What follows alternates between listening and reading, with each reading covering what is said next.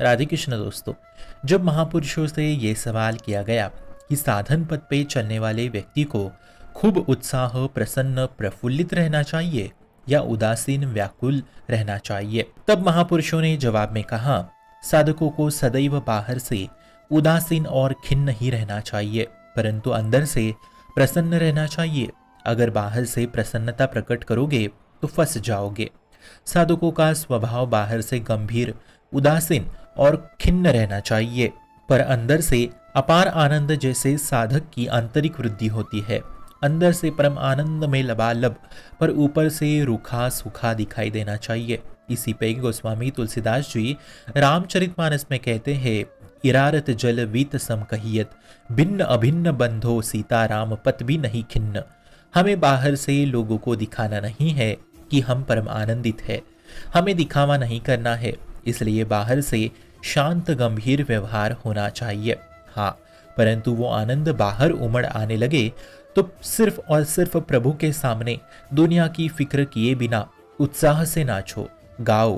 पर जब तक ऐसी स्थिति नहीं बन पाती तब तक शांत रहना होगा, जिससे कोई ज्यादा आपके करीब आके आपको प्रियता ना दिखावे, क्योंकि हमें अपनी प्रियता केवल प्रभु के लिए रखनी है, बाहरी लोगों के लिए नहीं। ऐसा ही व्यवहार महापुरुषों ने अपने जीवनी में रखा था, तभी तो वो परम आनंद को, परम शांति को प्राप्त हो चुके हैं।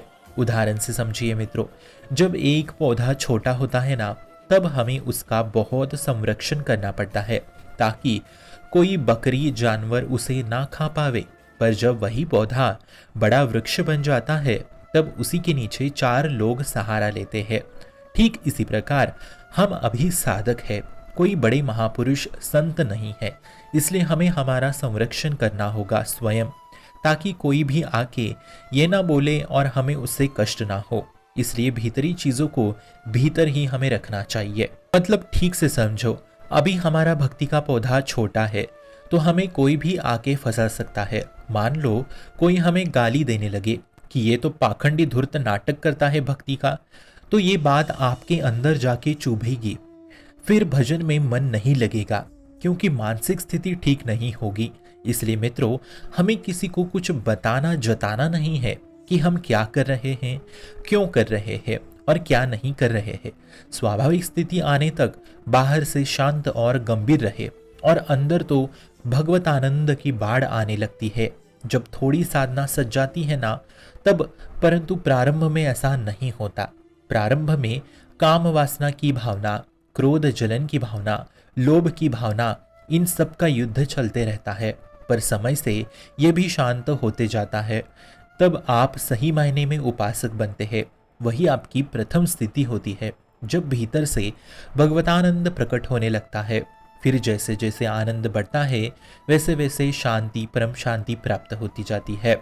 ना कहो सो बोली बो, ना कोई व्यवहार, अपनी कोरी किशोरी को ही जपत निहार निहार।